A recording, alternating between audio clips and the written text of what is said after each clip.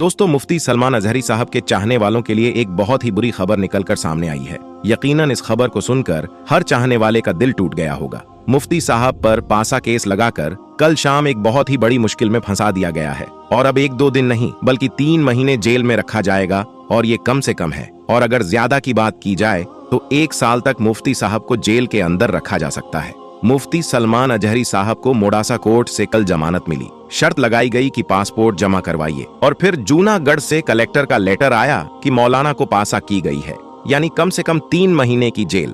मुफ्ती साहब को Ahmedabad central jail से बड़ोदरा जेल भेज दिया गया है। जब सत्ता और प्रशासन मिलकर किसी व्यक्ति को प्रताड़ित करने का इरादा कर ले तो कानूनी तौर पर किस हद तक खेल हो सकता है, इसको आप मुफ्ती साहब के केस से बखूबी समझ सकते हैं।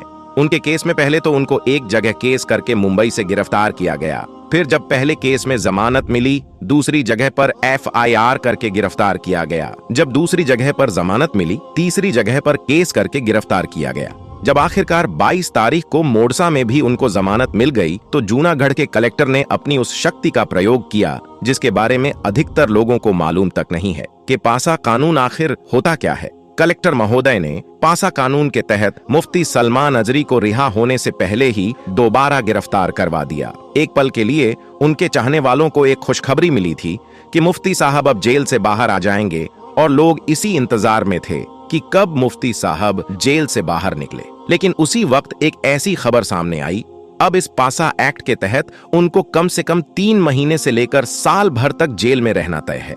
कितनी कानूनी गहनता के साथ मुफ्ती साहब को गुजरात प्रशासन ने बेक टू बेक कानूनी शिकंजे में लिया गया है, आप पासा एक्ट की डिटेल से समझ सकते हैं। पासा में किसी भी व्यक्ति को गिरफ्तार करने से पहले उसके खिलाफ IPC सहित अन्य एक्ट में 3 मामले दर्ज होने चाहिए, जो कि मुफ्ती साहब के मामले में थे।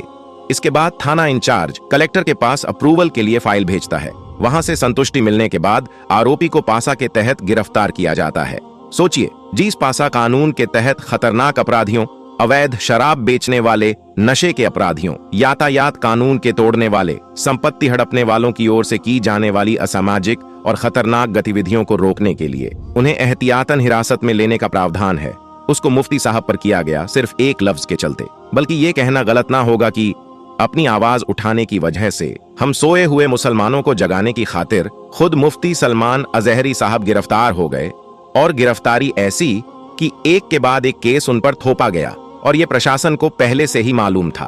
उनको मालूम था कि मुफ्ती साहब ने कोई ऐसा भड़काऊ बयान नहीं दिया है और बड़ी आसानी से उनको जमानत भी मिल जाएगी। इसीलिए मुफ्ती साहब पर 3 केस लगाए गए थे ताकि उनमें जमानत मिलने पर उन पर पासा केस लगाया जा सके। और आपने देखा कि 22 तारीख को मोडसा कोर्ट से तीनों केसों में जमानत मिली और इसके फौरन बाद कलेक्टर द्वारा मुफ्ती सलमान अजहरी पर पासा एक्ट कार्रवाई करते हुए जेल में बंद कर दिया गया। और ये पूरी प्लानिंग है। अगर आपने इस वीडियो को शुरू से अब तक देखा है तो आप समझ चुके होंगे कि कानून एक मुसलमान को फंसाने के लिए किस हद तक जा सकता है। पता है क्यों? आप आवाज ना उठा सकें, आप में कोई ऐसा मुजाहिद पैदा ना हो जाए जो सोए हुए मुसलमानों को जगा सके। इसी दुआ के साथ इस वीडियो को एंड करेंगे। ऐ अल्लाह मुफ्ती साहब को जल्द रिहाई अता फरमाए। इस जानकारी को आपने ज्यादा से ज्यादा अपने दोस्तों और रिश्तेदारों और WhatsApp ग्रुप में इसको शेयर करना है ताकि हकीकत लोगों के सामने आ सके।